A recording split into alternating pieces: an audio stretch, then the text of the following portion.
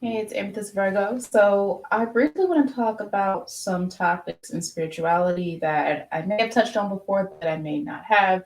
But sometimes I just get these messages or these downloads of what I want to share. And I don't know who the message is for, but it's probably for someone out there that can resonate with this. And so, one of the things that's the hardest about spirituality, especially people who use their gifts to help people, is that not everyone sees or senses your vision.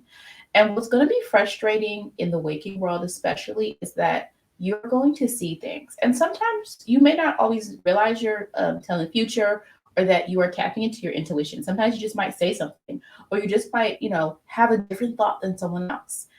The thing you have to understand is that no one, a lot of people, not no one, but a lot of people can't see it if it's not in front of them. And when you have certain gifts, you have to be careful who you share them with, because not everyone wants to see what you see. Not everyone is ready to see what you see. And not everyone is going to believe what you see. And that can be frustrating, especially for people who know what they're talking about and you sense it and you're just like, this is not a good idea. This is not a good idea. Or I don't think this is going to happen. Like, this can't, we have to do it a different way. Some people are not going to understand you. Now, you can do different things. For instance, if it's something really, really important, you have to then take something in the physical world and make people see it, right? So let's say you have an idea at work or something like that. You may have to do your research and then say, this research supports what I'm saying. No, we should not take that deal, right? So sometimes you can circumvent people not believing you by using something physical, but sometimes there is no physical proof. And you know something. And sometimes you know it because you really know it. And sometimes you just sense that something's off, but you can't really put it into words. But not everyone is going to understand you. And that is where you have to pick and choose. You don't have to tell people everything you see and sense. You don't. Now, unless you feel like it's something you have to do morally or out of a certain obligation. But that's where it gets hard with people with certain readings and things like that, is because you can tell somebody straight up, like, this is what the cards are saying, or this is what astrology says, or whatever. If a person doesn't want to hear it, they don't want to hear it from you. This is like in the world, right? Forget it, the spirituality. We're talking about life, right? If people don't want to hear something from you, nothing you say is going to convince them. And that's when I need people to understand that spirituality requires a certain level of yielding.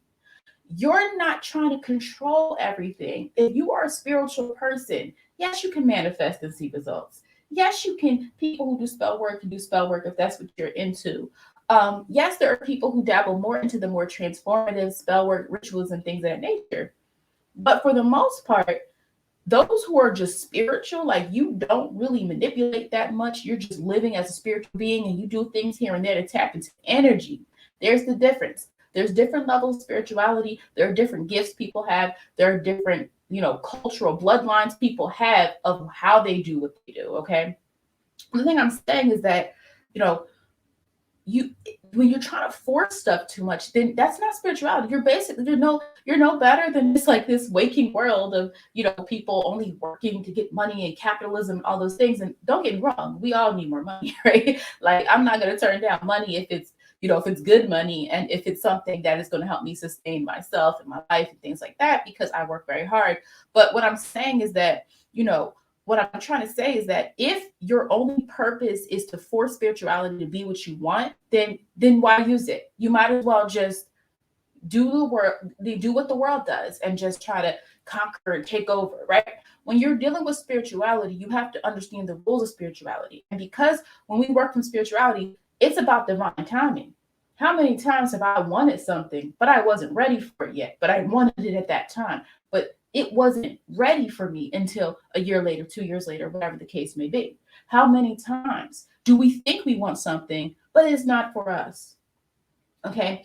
And so that's where we have to understand this rushing things actually goes against some of the laws of spirituality. And yes, you can speed things up. Yes, there are different things you can do. So I'm not negating people who have other ways of dealing with things. But like, for me personally, in the way I do things, it is literally from a natural source of energy.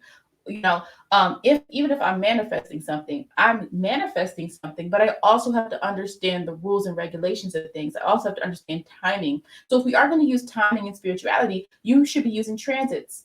You should be using understanding the fact that Mars is to Aquarius. Like, what does that mean for you right now? What you should be undertaking. All those different things can be important, but at the end of the day, you have to understand this. And the other thing I would say is tailoring and controlling what you intake.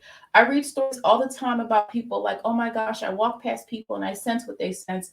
And oh my goodness, I left this place, I moved this place, and now I'm seeing things and all those other situations.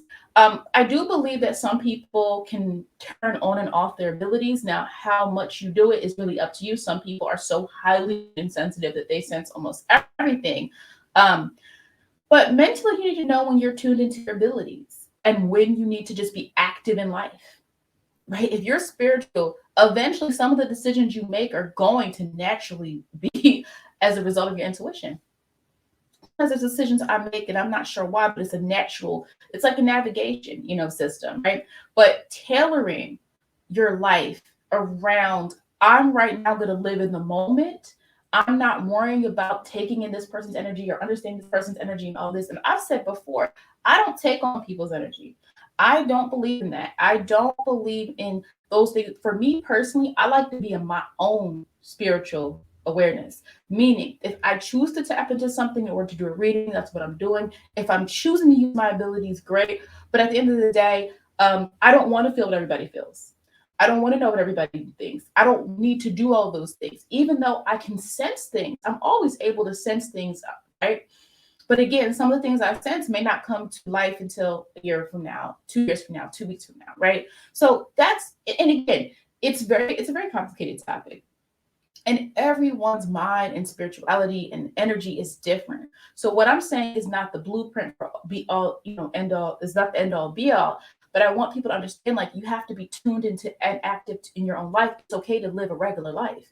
You don't have to constantly be tuned in and trying to solve everybody's spiritual problems. You're not going to be able to, and then you have to know when to shut it off or when to just shut people off and be away, like this idea of, I need to help this person. I sense they're lost and their soul is compromised. You don't have to do that. And that's my next point. You can be love and light, but you don't have to be. Okay. You're dealing with your own issues, right? We all, incarnated here as human beings. Spiritual people are not perfect. Religious people are not perfect. Nothing, like, there is no defining perfection, right? And you can be a good person, but not be love and light all the time, right? I think being a good person is about your morals and about, are you hurting people? Are you helping people? Or at the minimum, you're not hurting people, right? You can maybe have a job, a position, or just be a person in life that doesn't really help people that much, but you're not hurting them, right? And I think that's kind of like the distinction there that I think was important. But the thing to think through is, like, literally, this is the problems for the intuitive and psychic mind, is that you have to understand these things, and that, no, you're not going to be positive all the time. Yes, you're going to have to tap into your shadow side sometimes. Yes, you're going to have to acknowledge certain things about yourself. Guess what? Sometimes the things that we do that in the moment look like they're being mean are self-preservation. We're preserving ourselves. You said no to somebody, but that sounded like such a nice thing to do. But then it turns out that person's project was a disaster. You said no to an opportunity, but then you look back and you're like, well, I'm so glad I didn't do that. Right? You said no to a person and you look and you see, oh, they're on the news. Good thing I didn't go on a date with them, right? So understanding that intuition is not always going to give you these warm, fuzzy feelings. You're sometimes going to feel strongly about something and you don't know why. But that's where self-awareness comes into play. Who are you? What direction are you going to? The minute someone is getting you to move too close out of your comfort zone, you say no. And that's how I feel like I've always been, even when I was younger. And I think that people assume, like, people who are more reserved, initially when you meet them, that there's like, they don't know what they want. They don't know who they are. No, I feel sometimes that people are really going to 100%, no one's ever going to 100% understand anyone. But I feel like people aren't really always going to understand me. And that's why sometimes I just put out content for people who will understand me, because in my life, sometimes it's difficult to feel like people understand certain things, right? But the point I'm trying to make is that Being quiet doesn't mean you don't know yourself. It sometimes means I'm gonna be quiet because no one's gonna understand what I'm saying. Or if you feel like no one's listens to you, right? It's like that person in the movie. They keep warning everybody, but no one wants to listen to that person because they don't think that person is powerful or influential, or whatever the case may be, but that person is right. And sometimes you have to sit with knowing you're right. And you then navigate your life based on what you know is right, or based on what you sense. And let those people keep, paddling up a creek that's gonna, wash them over. You sometimes have to watch, and as a spiritual person or intuitive or psychic or whatever you are, you sometimes have to watch people do that. And it can be, for those people more sensitive, that it can be really hurtful. Like, I see this person going into the wrong situation, they just won't listen to me. But at the end of the day, we're all here to do our own work as people. And so what I mean by, I've always been someone who, I just have examples of myself, even though I was really polite. I'm pretty polite, I'm approachable. I don't start with anyone, but I will defend myself. But what I've just had little moments of like, wow, I stood up for myself.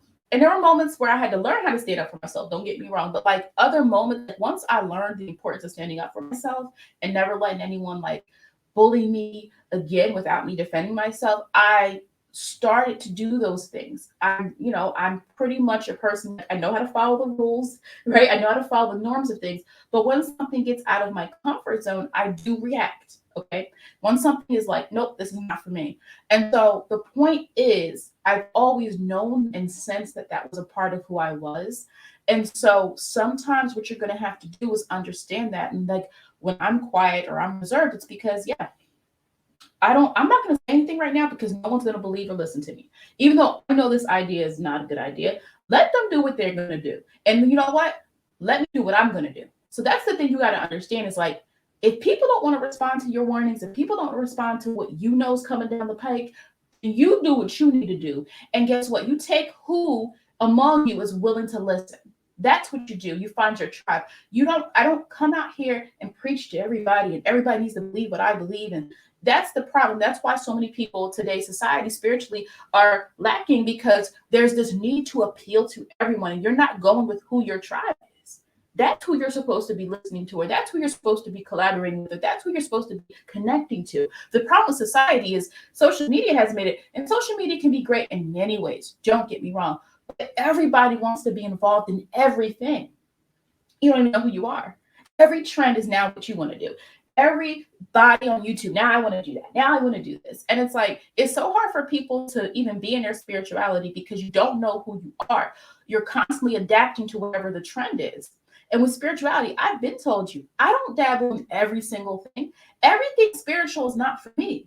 I do what I do best, and I refine that, and I work on that, and I continue, right? And I would say you do the same thing. Because when you find what's for you, then you're going to become more spiritually evolved because you're not following the trend as somebody did on TikTok or whatever the case may be. And some of those people on TikTok aren't even going to be in the spiritual community in 5 years. As I've said before, once Neptune moves out of Pisces, it's going to be a while. But once, I think it's like 2026 or something, oh, you're going to see who really was about spiritual life and who wasn't, because everyone's caught up in the wave because what they want: instant gratification. People are they're tired. Life is hard. Life is difficult for many of us, and people want instant gratification. Wait, I saw this person manifest this. Let me do it. But if you haven't been spiritual from the jump, if it hasn't always been in you and you were a kid and you felt something, but you didn't know what it was, unless you had someone to teach it to, you didn't know what the thing was. You didn't know what you were experiencing when you would have certain dreams and they would happen. You didn't know what you were experiencing when you would sense certain things, right? You didn't know what you were experiencing when certain spiritual things would happen. But now as an adult, you have a way, you can study whatever you want, or you can do whatever you want. You can go on search religious journeys, whatever, spiritual, religious, or whatever you right? But that's the thing I'm saying, is that you're going to have to be comfortable with the fact that you're going to know things and people aren't going to want to listen to you, because some of the things that you know are too much for people to handle. And some of the things that we could know are too much for us to handle as well. We have our own limitations, right? You can, and you can tailor yourself spiritually to know what I'm going to receive. I control what I'm going to receive. I don't receive every message. I don't receive everybody's energy.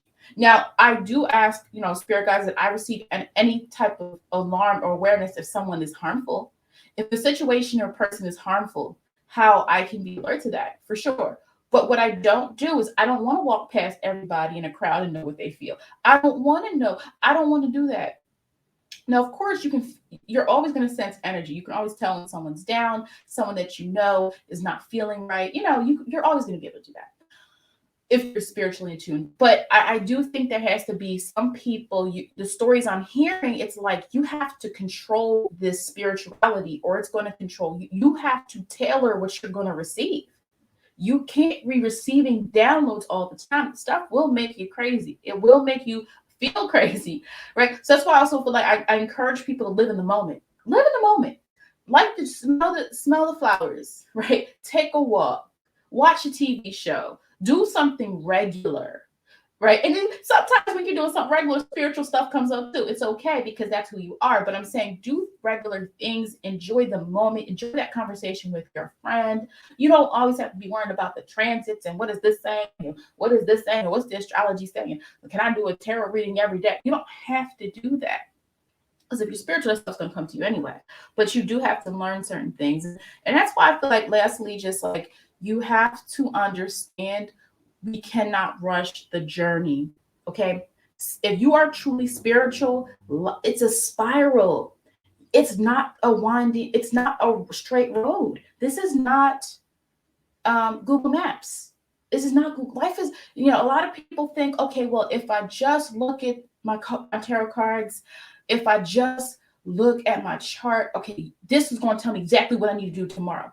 I tell people all the time, sometimes astrology, it's backwards. I just sent this email to somebody. Like sometimes I won't even think about the astrology of something, I'll just live my life. Something happens, then I go to the astrology. You can definitely look at the astrology of something first and then see what happens. Or you can see what happens, live that, and then look at the astrology. So I encourage people to use both methods, not just let me look what my transit is because now I can't talk to this person today. Like you can't, you have to understand that life also requires you to live it. And sometimes your spirit guides, whoever's on your side, is going to show you a lesson when you decide to skip the steps. When you want to skip the steps, for those of you who live in certain cities and you have those when you're going to the subway and you have to buzz the card or whatever, and some people jump over the little gate thing to ride the subway for free. That's what some of you are trying to do. Some people are trying to do that. It's like, I don't want to pay the cost. I don't want to pay. I don't want to go through life. I don't want to go through the phases that I'm supposed to go through. Tell me my future. You have to live life as well. And that's why for me, I say I'm guiding, I'm coaching, and I'm teaching, but I can't tell you how to live your life. I can give tons of advice, but you also have to go through the necessary phases to understand, or else life is going to force you over and over and over again to learn the same lesson because you're not doing the work. So that was it for this. Hopefully this helped someone who's in the spiritual, enjoying their spiritual journey and just trying to understand more about just different approaches and ways you can view how to best understand your own energy.